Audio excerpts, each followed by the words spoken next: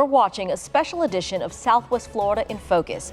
Today, an in-depth look at the controversies surrounding the Everglades Immigration Detention Center, dubbed Alligator Alcatraz.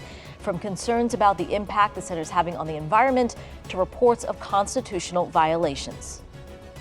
This was never intended to be something where people are just held and we just kind of twiddle our thumbs. The whole purpose is to make this be a place that can facilitate increased frequency and numbers of deportations of illegal aliens.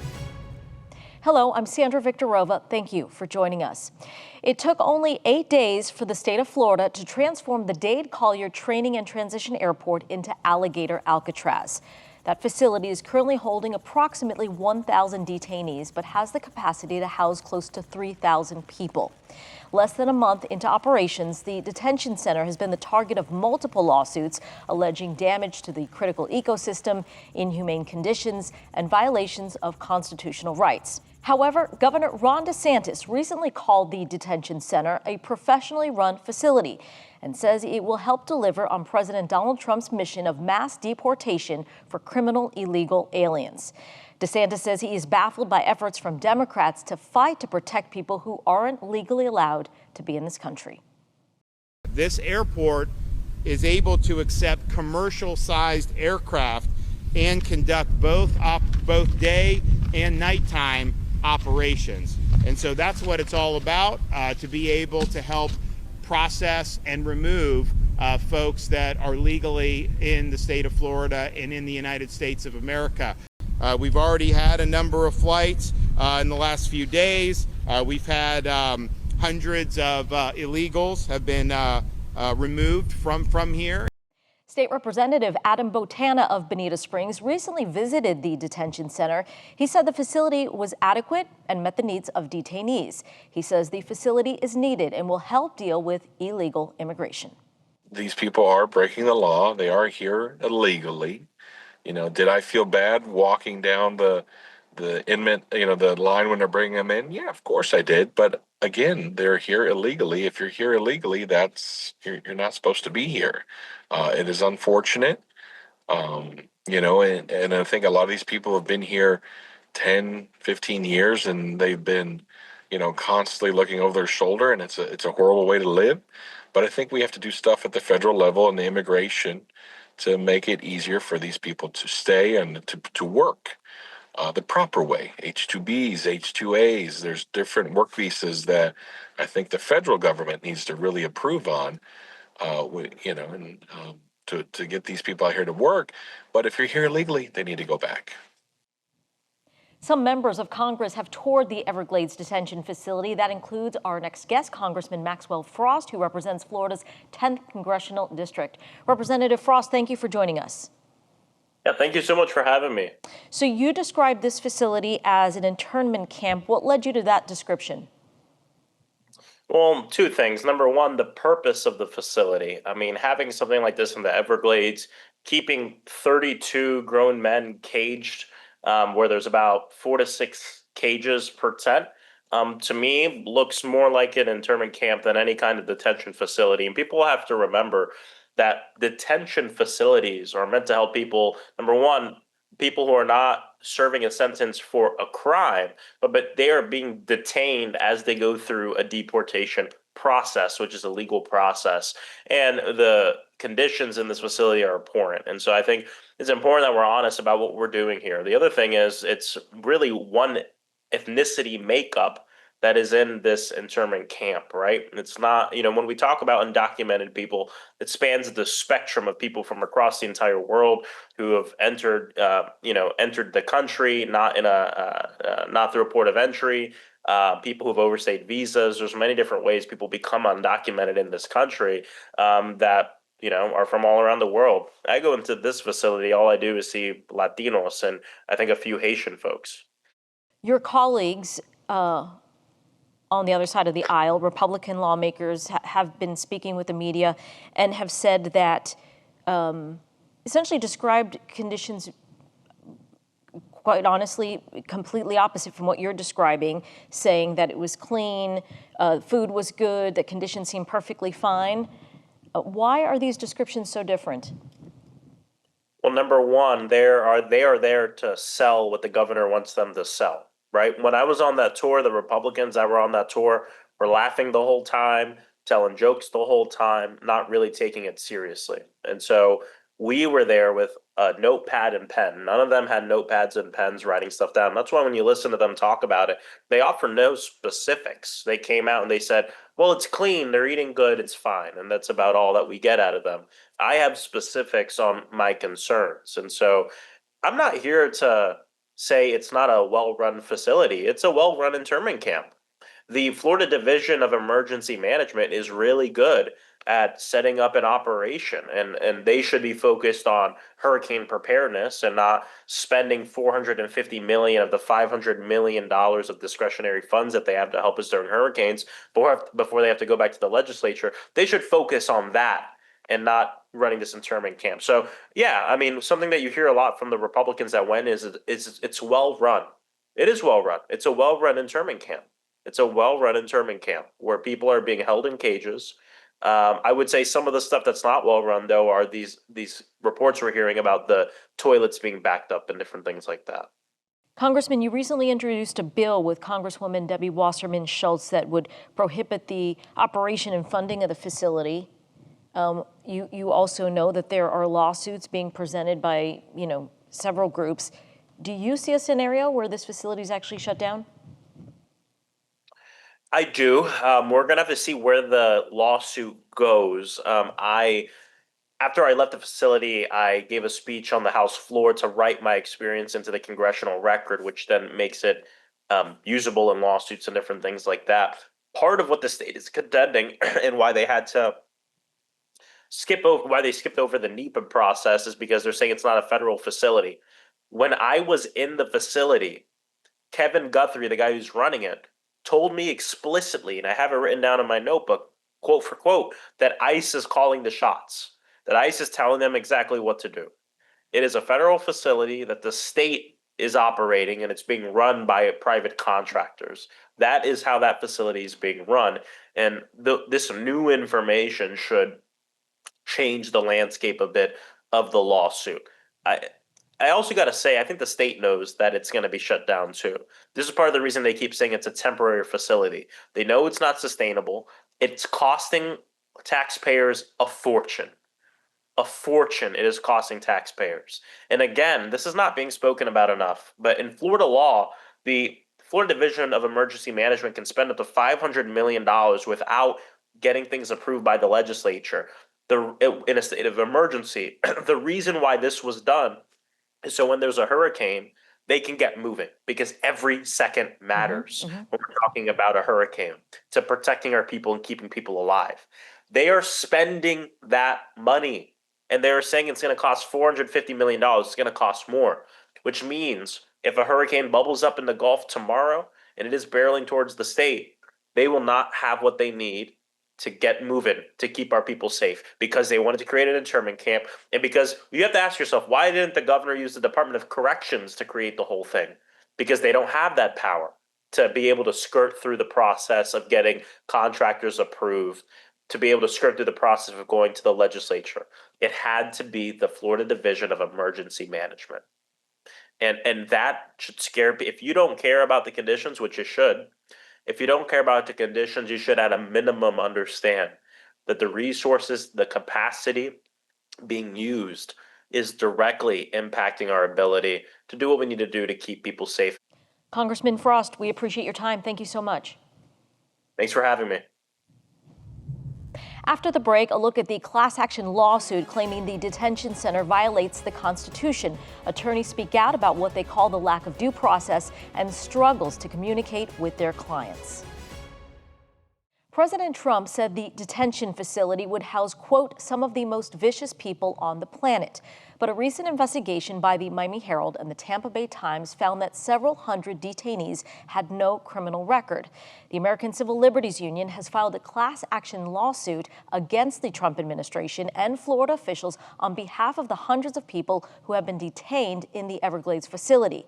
That suit claims that constitutional rights are being ignored via a lack of access to legal counsel and violations of due process. That includes 35-year-old Michael Borrego. He is one of the people at the center of the ACLU lawsuit.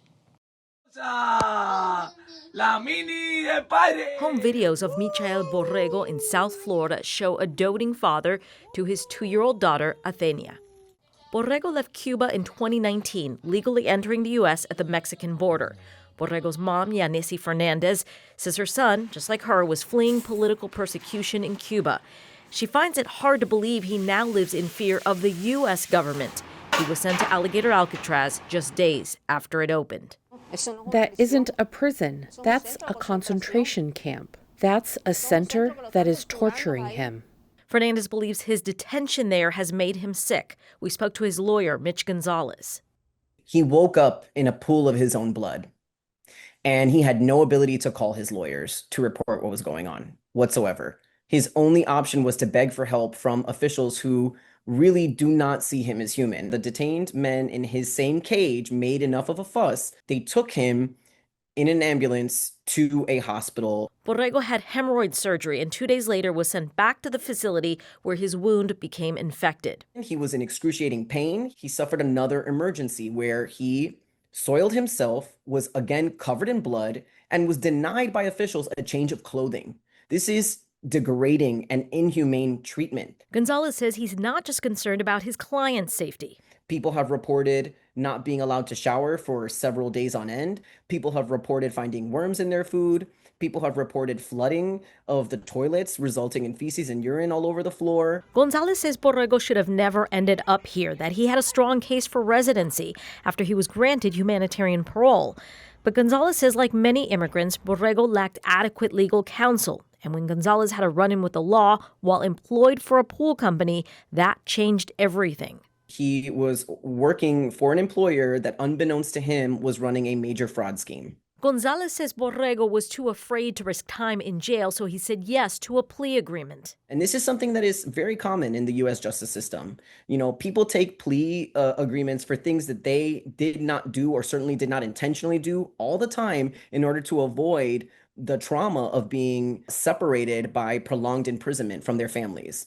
Borrego pleaded guilty to grand theft in 2024, a second-degree felony, and conspiracy to commit grand theft.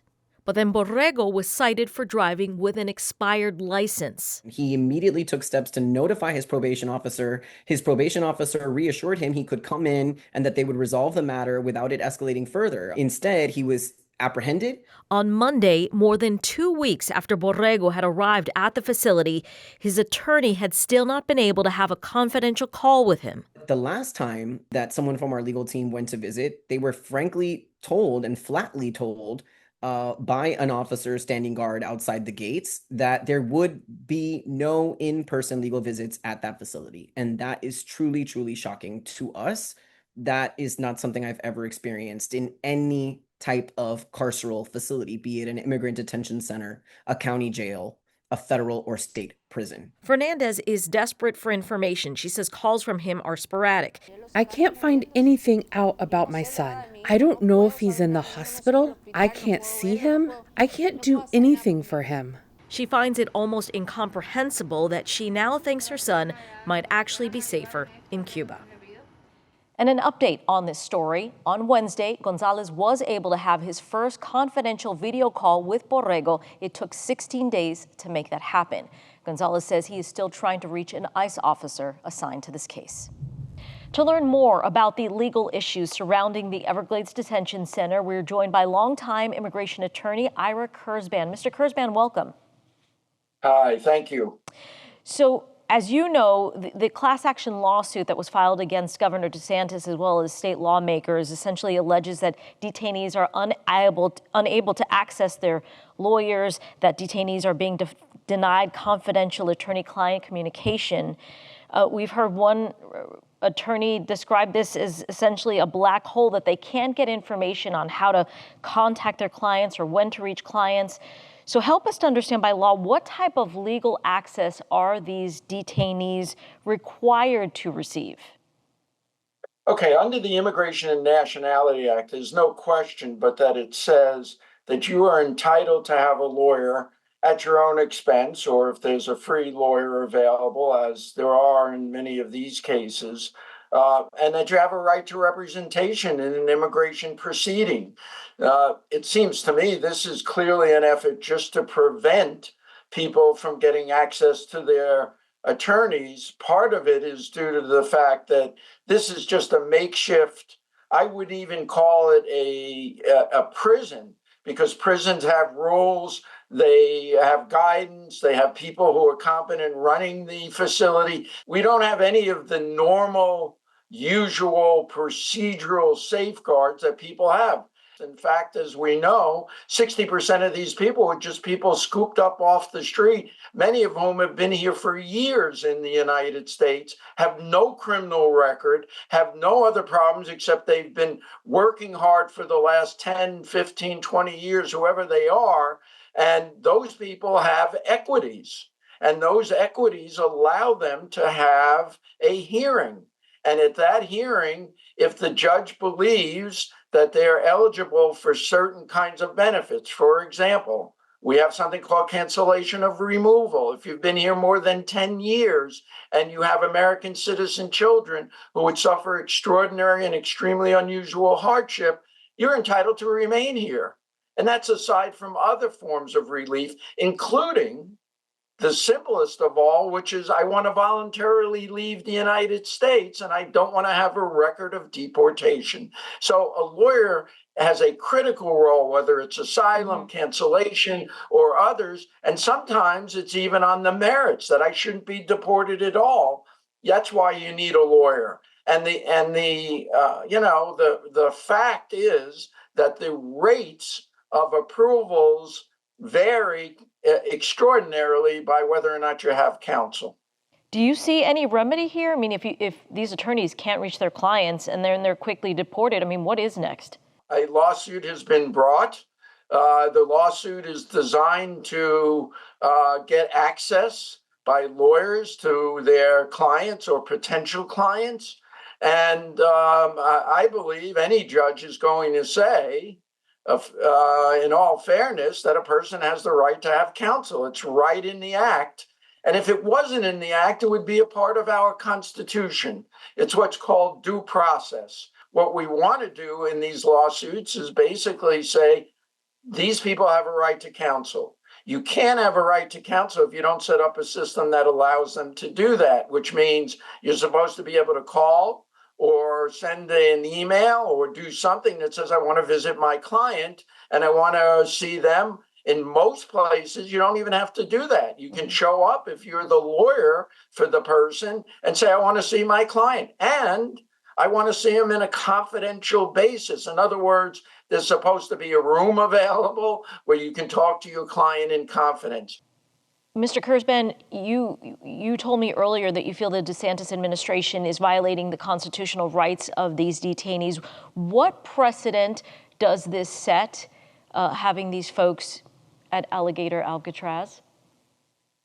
There is no precedent for anything like this. It is clear that if you are deciding to incarcerate people, again, this is where they fall back. Well, this is civil. This is not criminal. So we don't have to do some of the things we do for criminals. We can treat people who are civilly detained even worse. That sometimes they make that argument. It's not constitutional to just lock people away in horrific conditions and then say, well, we're doing it because they're the worst of the worst, when that's not even true.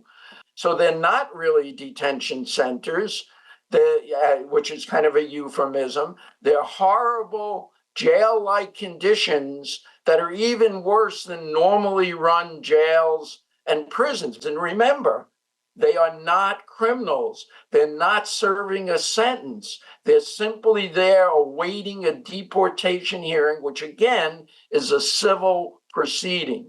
So imagine if you owed a debt to somebody, and what they did is they threw you into the middle of the Everglades until your trial was over about your debt. That's the equivalent of what immigration is. Immigration is a civil proceeding it's not a criminal proceeding, but they've criminalized it by putting people in these horrific conditions. Ira Kurzban, we thank you so much for your time. Thank you for your insight.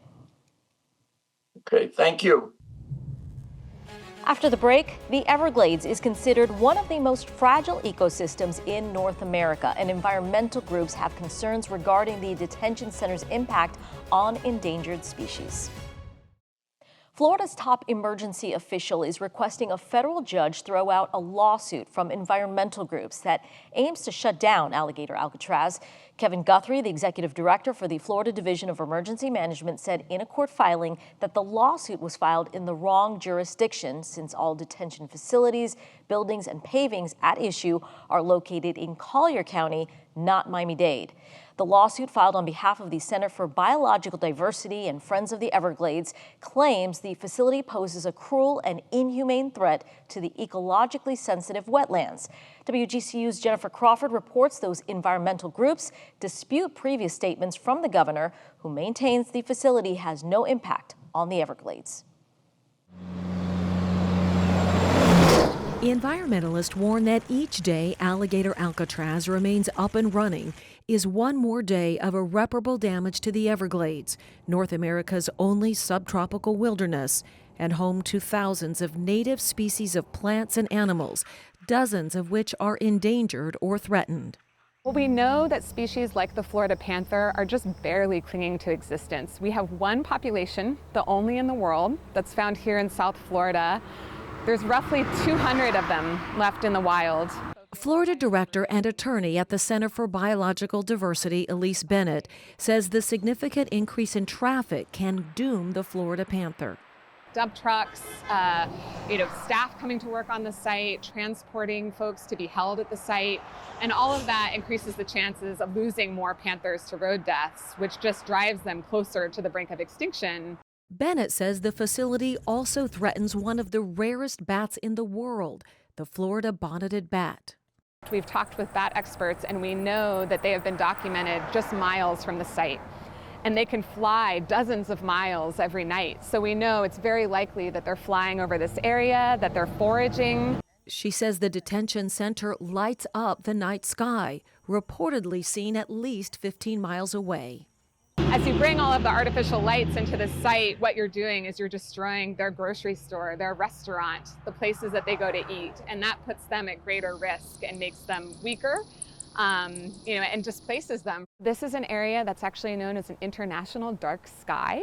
It's one of the darkest skies east of the Mississippi River. And preserving that darkness is not only good for us, people who like to go and stargaze, but also for wildlife like panthers that do a lot of their movement and hunting at night, and Florida bonneted bats who need dark open skies to hunt as well. She says they're concerned about chemicals used at the site harming wildlife, like the Everglades snail kite, a bird who hunts snails. If you're using pesticides and they're getting into the prey items for these endangered species, that it could impact them at a cascading scale, right? Maybe not directly, but through the food that they're eating. Bennett also says noise, water, and soil pollution are top concerns.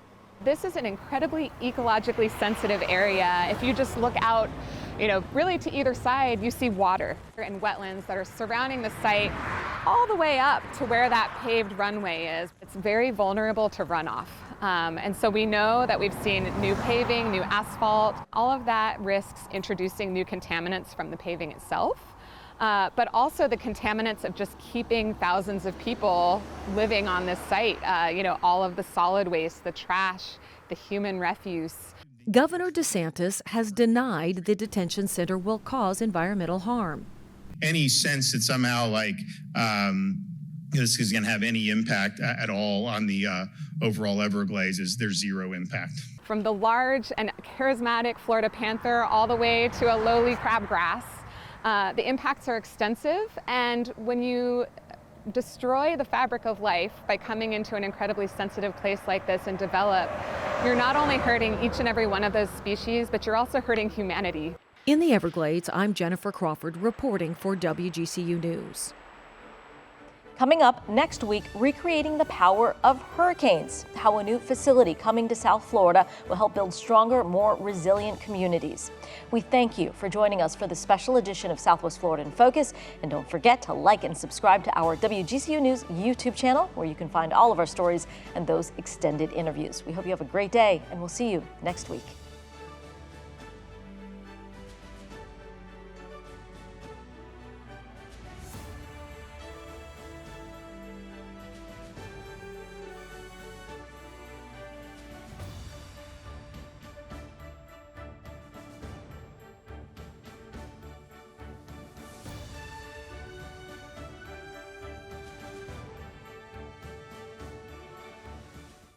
Thanks for watching. We've got more great content for you, from news to the arts to the environment. So be sure to like and subscribe to WGCU's YouTube channel and follow us on our social media platforms for the stories that matter to you.